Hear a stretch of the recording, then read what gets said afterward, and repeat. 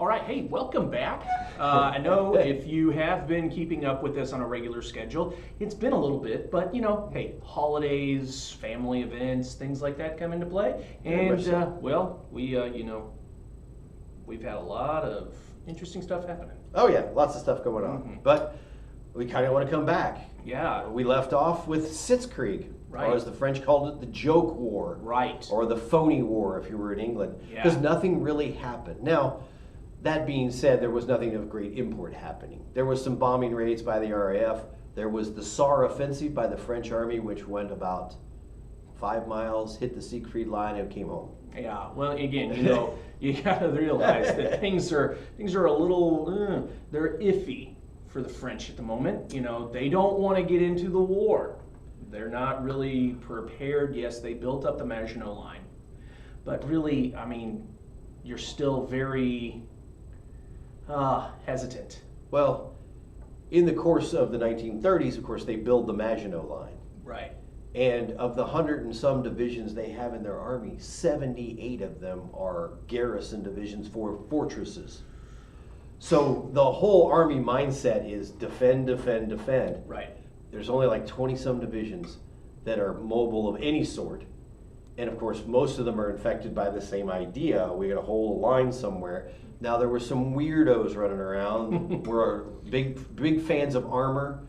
A weirdo named Charles de Gaulle. We might hear about him again later. Yeah, I'm pretty sure we will. But again, the idea again is that with all of this army armament buildup, the German, phony war or whatever else you wish to call it. Again, it's just it's there. It's there to kind of fake out those French. Hey, we're coming. Oh, but wait.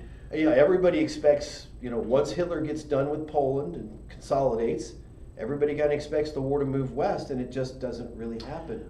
Which is weird. To be honest, the Germans, I think, didn't expect there would be a war. Right. I mean, they honestly expected, they didn't expect France and England to declare war. Yeah, and especially over a tiddlywink country of Poland that was created officially created until after World War I. And it was run by not somebody the French or the English would really appreciate. He was not someone they even really cared about or wanted to know. Kind of a pseudo-fascist himself. Well, and again, but it's the idea. It's like very similar to, the alliance system of World War I. If you mess with my friend, even though he may not be my true best friend, right? I'm going to come to his aid, and you're right. You're very right. And it's just the idea again that, hey, we as the French, we're not going to allow the Germans to come in, which unfortunately isn't really the case a year from now. Right. Well, exactly. They're sitting there in their fortifications. They do their little offensive, but there's just not a lot of heart to it because that's not the way their army has really thought for over a decade. Right. It's defend, defend, defend. Let my people be on the borderlands, and then protect France. Yes. That's really their thought. Don't let the enemy get into France like they did in the last war. Right. And again, like we mentioned, we're not going to allow it to be like the Schlieffen Plan. Right. That curl. The interesting thing, of course, is, and we mentioned this earlier in the build-up to World War II, that the Belgians kind of got left hanging to dry when the French decided not to extend the border. Right. And so it was, and of course in 1938, the Belgians go back to being neutral. They're like, the Allies are not going to go for Czechoslovakia. What are they going to do for Belgium? It's even smaller. And again, Belgium is so ravaged by the war. They have really no army. They have no real munitions to help them out. And that's kind of the way of a lot of your northern European countries, if I'm there's not mistaken. Lack of population. I mean, 10 or 15 divisions. Well, when you're looking at these big countries that are stacking up 100 divisions, right? 10 or 15 disappear pretty quick. Sure. But Hitler needs a way to outflank, because he knows from his experience in World War I, you can't just go right at the Maginot Line. No. You'll die. Right. And so, and he's not a huge fan of the Schlieffen Plan because, he saw it the first time. It didn't work. It failed, for sure. Meanwhile, the general staff, guys like Manstein and Guderian, are thinking about this plan. They're like, we got a plan, we got a plan. Well, that's percolating. Meanwhile, Hitler's like, we need to do something about England.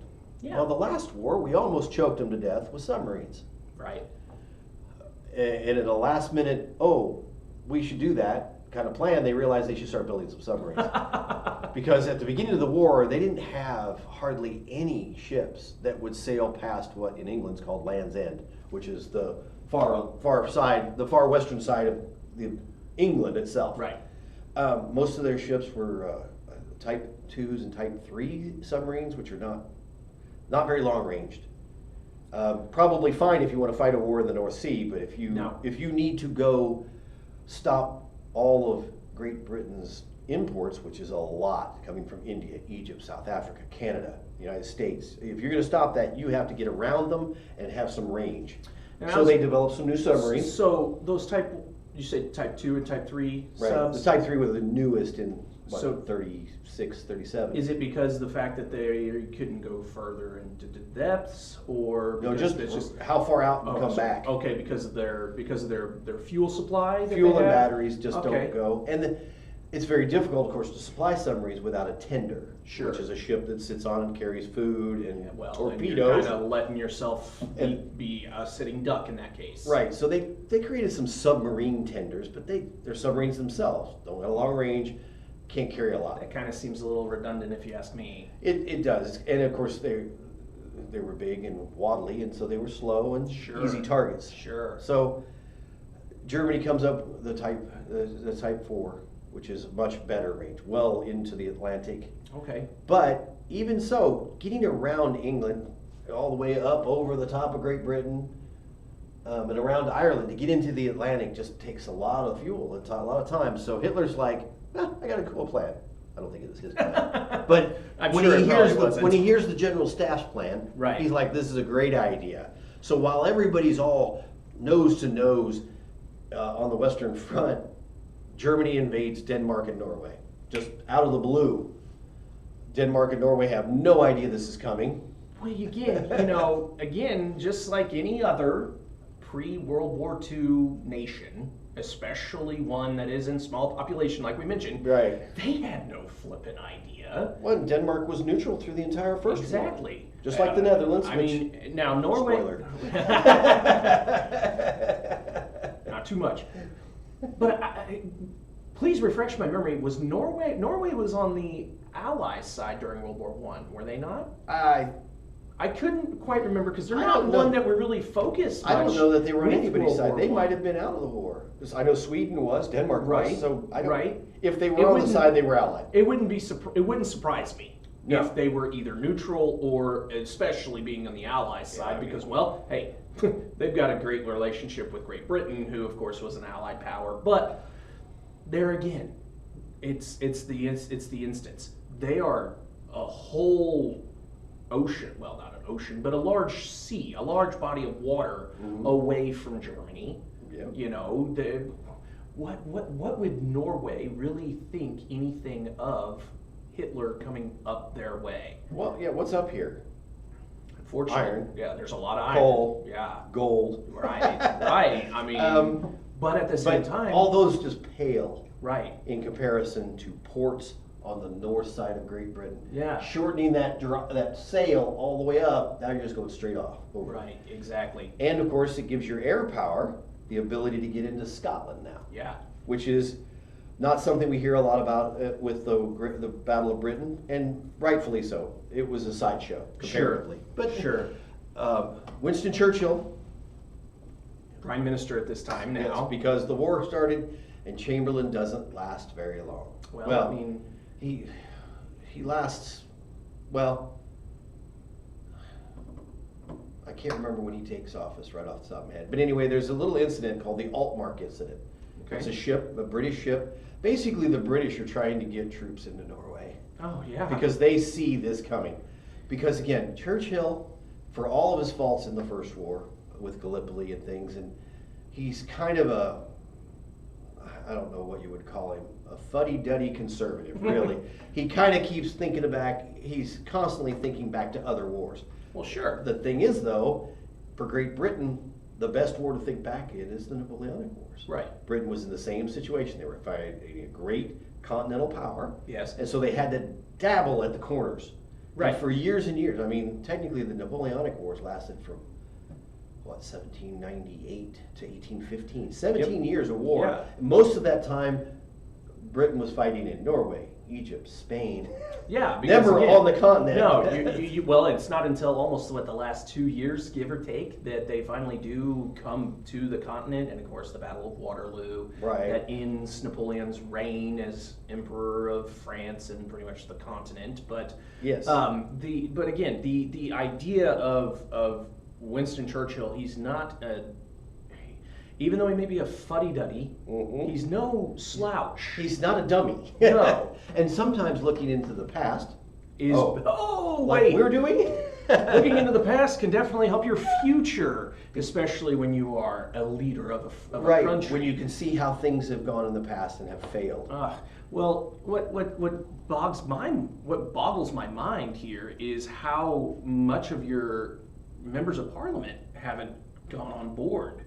They're still prior to struggling. this. I think the problem is, when it comes right down to it, Churchill has been banging on the drum for war with Hitler since 33 for sure, 36 Right. absolutely. Right. He got the bigger drums out. Yeah. And everybody's like, he's like a broken clock. I mean, Right. that's all he talks about. Yeah.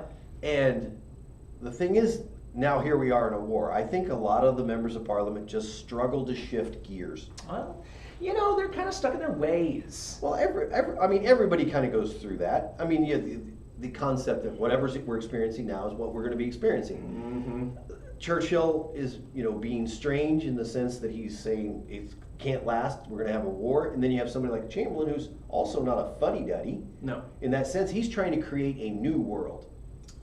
The problem is he's fighting Hitler, who's also a very old world person. Right. He's not looking to create a future that looks different from the past. He's trying to He create wants to- something that looks what he envisions the past looks Right. like. Basically, an alternate history. A of his- third Reich, Yes. Right. restoration of Charlemagne's empire. Well, I'm sorry to say that's just not the way it's going to have to be. Right. I don't believe that Denmark, even though we know Denmark and Norway do go fairly quickly and quietly into that dark night. I mean, Denmark surrenders without a fight Yeah, they go because out they like had whimper. no hope because they have a land border. Right. Germany can literally drive across the border. Right into the Jutland And the first princess, I think it was Wilhelmina at the time, Mhm. she flees to London, and the Parliament surrenders. Which I can't blame them for it. You are again. You can't you're win. And you're such a small nation at the beginning, forever. Yeah. But the idea is you're going up against a German army, even though they may not have the massive number of tanks that we will see later on. Oh yeah. They are still leaps and bounds ahead of Even the if they were all Danish. infantry, Right. the Danish didn't have a chance. So, but then Norway tries to put up a fight, but their major cities are taken, or especially the airfields outside their major cities and their ports are taken very quickly Right. by airborne operations and seaborne, amphibious invasion, which is amazing given the fact that nobody's ever done an airborne invasion before. Sure. And- This is all new, right? And Germany's not known for their Marine Corps. Well, you're almost a landlocked nation. And the German Kriegsmarine, which is their navy, has some sailor types that are trained to fight, but they're not really trained to invade beaches like the United States Marine Corps. Oh no. That's not their No, job that at all. was- that They was provide definitely not security it. on Right. ships and around ports. That's Right. it. But Norway falls very quick. The Germans install a man named Quisling, whose name literally becomes synonymous with traitors. The Norwegians have a little resistance movement, and it's obviously fairly successful because it's easy to hide in Norway. Well, Mountains and trees. I was going to say, and you also think about it, you got a lot of fjords. And those fjords, especially right there about like Bergen or even into Oslo, those are very easily camouflaged. Well, they're easily protected by putting guns out on the peninsulas that Sure. reach out. and it's easy to provide security because it's an isolated valley. Right. So while the Norwegian resistance existed, it wasn't able to be very effective because it's just impossible to get at these things. Sure. When the Germans know they have to protect Oslo, Trondheim, and Bergen, and Kristiansand, and a couple other towns, but and the British land some troops, but that turns into a disaster. So once again, the war starts with Winston Churchill facing an amphibious invasion that turns into a disaster, and of course the backbenchers, the members of Parliament that are sit in the back. They're like, oh gosh, here we go again. Churchill's already facing what could very well be a no confidence vote. Right. He just has the advantage that he's got no challengers right now. That's true. Literally, the Labour Party has nobody they can put up because they've lost all credibility with Chamberlain. They kind of all sank with the same ship. Wow, that's a good analogy. I mean, really, once Chamberlain went down, the Labour Party's credibility was pretty much destroyed for at least the short term. As we'll see at the end of the war, shockingly enough, they come back strong. Right. But, so, you're just done. I mean, 2 countries gone in the space of a week. And again, you got to think about it.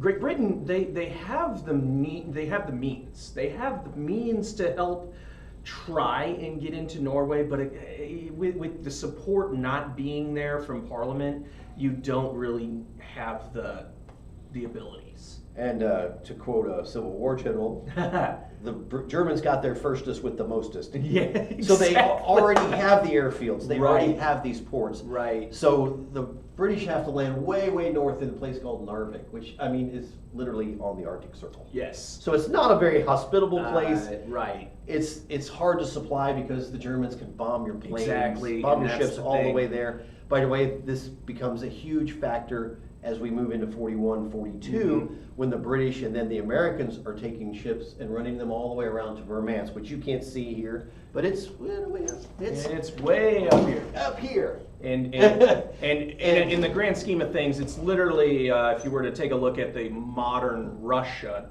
it is right all across the eastern border of Finland and Norway, which stretches all the way over the top. Right. And without that, it's very likely the Soviet Union would have fallen.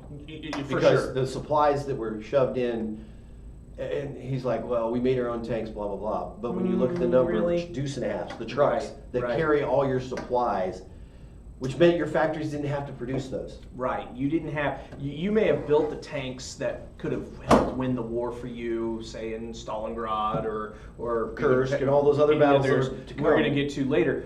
But again, Stalin likes to make his own history and doesn't really include much of what Great Britain or the Americans did to help win that war for him. Yes. But that would hurt his image. Yes, of course. And during the war, of course, he played it up. Sure. But then once the war's over, it was like, we did it all on our own. Yeah, we did everything all our own. And really, probably this is the best place ever to bring this up. At the same time, actually, it's already over. Russians had invaded Finland. Right. In what's called the Winter War. Right, you're right. Where they got slaughtered for several months. I mean, just literally slaughtered. Those Finns are pretty diligent. Well, and the terrain, of course, is forest and swamp. Sure. And the Russian army, Soviet army, should be very much more. They're the Reds. Yeah, they're the Reds. They had that purge in 1937. Right. Had cost them most of, probably all the remaining Trotsky-trained generals and colonels. Those that were very oriented in the military tactics. Yeah, they were well trained. Sure. They believed in this. The idea that Trotsky had was army should run scientifically. And the Soviets claimed the same thing, but Stalin, of course, had to play politics and eliminated thousands of officers. And the Soviet army really showed it during this war. Sure. They fumbled around, and eventually, only through the threat of firebombing Helsinki did the Finns finally give in. Yeah. And all they did was give in that little stretch here. This here and a little bit up here, because the border used to be down here near Leningrad. Right. So the Finns lose and they stay neutral for a bit. Yeah, for the most part. We'll talk about them later. Yeah. They'll come back. But that little aside, during that time, Winston Churchill, again, understanding the Napoleonic Wars, wanted to send troops and materials to the Finns. He hates, while he does not like Hitler, and he's been banging the drum that we're going to have to go to war with Mr. Hitler over and over again, he hates communism to the very fiber of his imperialist heart. Just, he hates everything that the Soviet Union stands for. Can you blame the guy? I mean, he's reading, he's seeing the writing on the walls. Oh, yeah. Of how this is going to turn out. And of course, we'll get to it again, foreshadowing, but in 1950, when he is down in Westminster College in Fulton, Missouri, he delivers that Iron Curtain speech. And that's just a continuation of what he thought since 1970. Right. But anyway, moving on, we're going to talk a little bit more about now some of the mainland war. And right, kind of this is April. It's kind of this little sideshow that distracts everybody. Exactly. It's the rope-a-dope. Oh yeah, it's the hey, coming over here with the right, boom, get you with the left hook, and well, of course, this is the left hook. Well, the cool thing is he feints with the right, and then he punches them with the right. He invades the Netherlands. Not something they expected. The Netherlands had been neutral during World War I. Belgium had thought they were neutral in World War I until they became a battlefield. Yeah. And then this time, Netherlands is assuming that they will be. Oh, I was wrong. Queen Wilhelmina comes from the Netherlands. That's okay. Hey, all right. We all get there. Okay. We all go there. Anyway, so the mostly infantry army of the Germans comes pushing into the Netherlands and Belgium. This is a I surprise. don't know. I mean, but what is it? But what are we seeing? We're seeing kind of the development of another Schlieffen Plan. Yeah, it's coming just like the Schlieffen Plan. It's just a little bit wider because it takes you to the Netherlands. Sure. And it pushes through the Netherlands pretty rapidly, even with that most of these people are walking. Yeah. And their supplies are being brought by horses. Yes, and but at the same time, Great Britain and France, well, especially France is like, holy crap, what are we doing? Right, they're seeing this outflanking of the Maginot Line. It's the worst nightmare. And people like Charles de Gaulle are going, told you so. Exactly. And because you got to think about it, if you look here at the map, this bold blue line, this is the Maginot Line, where it's again right here on that very southeastern border of the Belgians and to Luxembourg, and it's going right down here to Switzerland. And where are all the Germans? Boom, to the north. Army Group C was behind the Siegfried Line, not a very big army, about 20 divisions. Right. Enough to keep the French occupied. Yes, again, to try and just keep their attention there on, oh my gosh, hey, they're going to attack the Maginot Line, we're going to get them, and then boom, what do we see? They're coming up in here into the Netherlands, they're taking the Netherlands fairly quickly, going into Belgium again. Belgium falls within what? At least a month? At least? As kind of a neat story that goes with this, we saw those airborne landings in Norway. Well, we didn't see them, but we know they were there. They were there. They were small units. Right. When we see up here along the Dial line, there's a fort that the Belgians have built. Very modern, built in '36. So I mean, it's very modern. Very modern. Just what has little pop-up turrets for guns. And Just it is a fortress. And it covers the crossing of the river here, which I can't remember the name of it in Belgian. I don't know whether it's French or those other guys. Flemish, that's them. There you go. The Flems. Yeah. Yeah, those darn Flanders. But the Germans realized that this is a huge obstacle because it covers 3 of the bridges that they need to supply their army as they push through Belgium towards France. Right. And so they come up with an airborne operation. It's not airborne as in paratroopers. They use gliders. That's crazy. And they land a whole division of paratroopers basically, because that's who's trained to do these kind of operations. But this time they're in gliders. They come down. Some of them land directly on top of the fort. Some of them land next to each bridge. Sure. 2 days later, they have taken the fort. And 2 of the 3 bridges. The other one gets destroyed. But they replaced it in a couple days. Sure. No biggie. But this is the first major division-sized operation by airborne forces, and that's going to be one of those new things that we see in World War II Because, I mean, we saw submarines. We've seen Mhm. fighter planes and bombers. Nothing's new we've seen yet. Even tanks were there at the end of the war. Sure. But we see airborne operations. Literally hundreds of airplanes dropping troops and gliders onto an enemy target out of the sky. Yeah. And it just absolutely flabbergasted. By the end of the first day, the Belgians are mostly underground in the fortifications fighting, which the other thing we learned from this operation that we'll see repeated in every other airborne operation in the war is it is bloody. Oh, yes. Because it automatically goes to close quarters fighting, because you literally are landing on top of the enemy. There's no chance to outflank, you're just fighting them right there. Well, and we see that with, in a precursor, we see that is, if you correct me if I'm wrong, Operation Market Garden. Well, yeah, we'll see that at the end of the war. But that is another one of those airborne assaults where they are right neck and neck with these guys, literally fighting on top of each other. And if you ever watch the miniseries Band of Brothers, which is a course. wonderful miniseries, Yes. and it's not really brought out in the story, but if you kind of watch it as you go along, their casualties are brutal. They are. They're losing, I mean, out of the, 50 or 60 guys that we really worry about in the movie, which of course Yeah. would be more because they Of always course. cut down cast. Yes. But even in that case, you're looking at even of main characters. You kill or permanently injure Mm-hmm. well over half the cast in 3 operations. Yeah.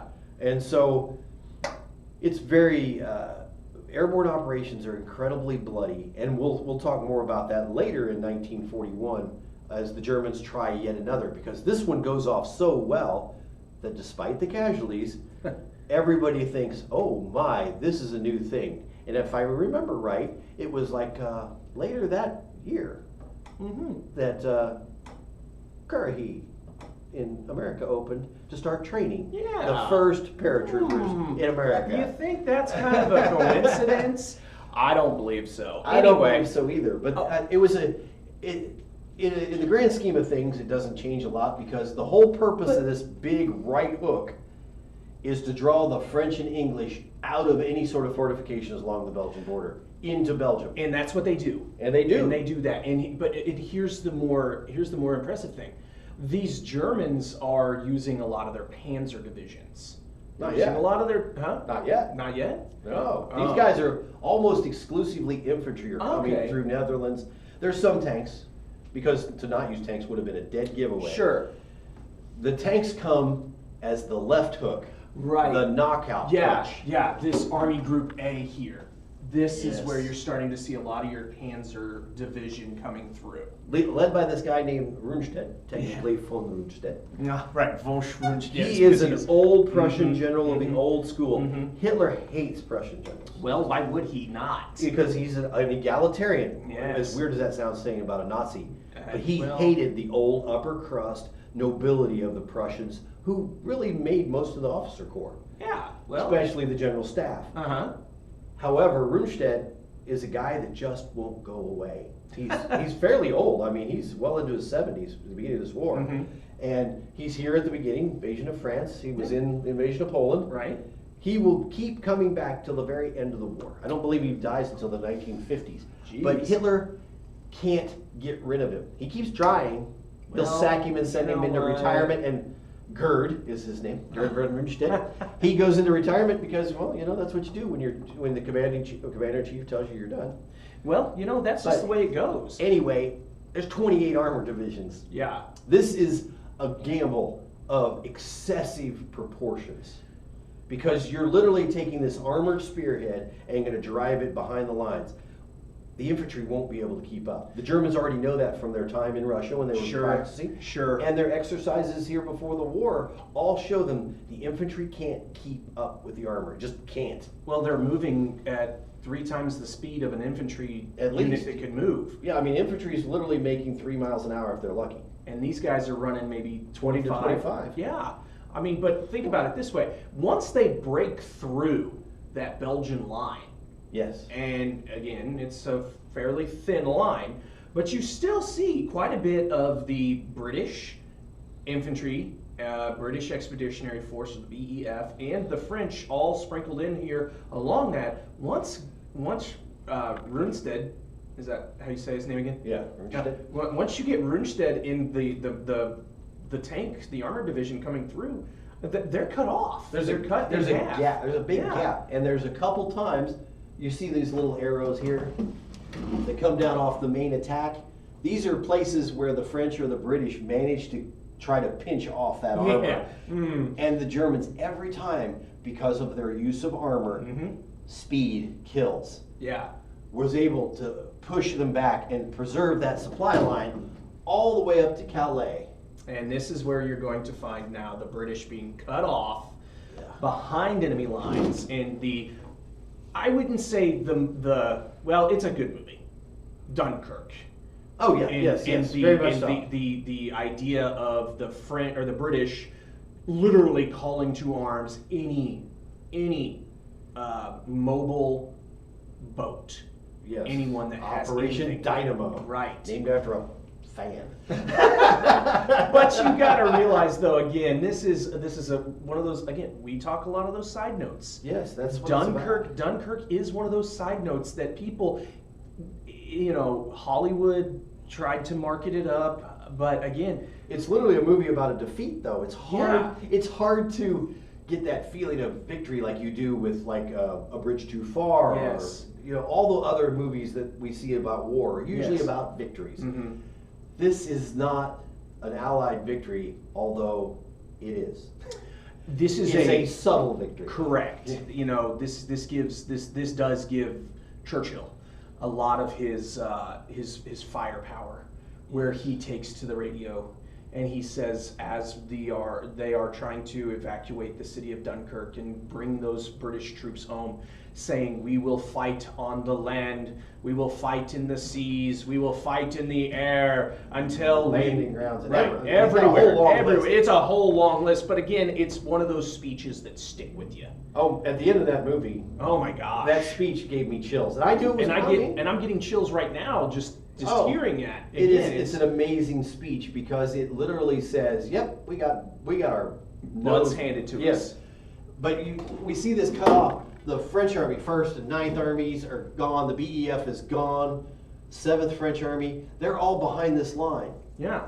France is wide open. Oh my goodness. There's I think about 12 divisions in the whole country, other than the 80 divisions that sit over here. Yeah.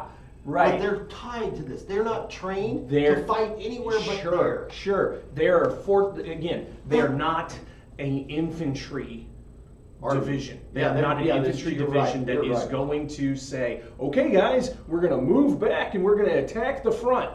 No, that's not going to work for them because they don't know how to do that. And what we eventually will find is that, well, this is going to be a bloody defeat. And I think that's where we will pick up next time. I think this is a good place to stop. The British are stuck at Dunkirk, and the French army, the mobile French army, is almost completely cut off in Belgium. Correct. So, and the Belgian army is almost completely disintegrated by this point. Exactly. They're so small, and they just don't have any way to get reinforcements because their country's being conquered as it's happening. Exactly. It's a nightmare It as is. far as they're concerned. It is. It's very much so. So again, please make sure you tune in next time. We are going to be talking again the fall of France, Yep. one of the first major allies to go down by the German hands. Yes. So please tune in. Yep.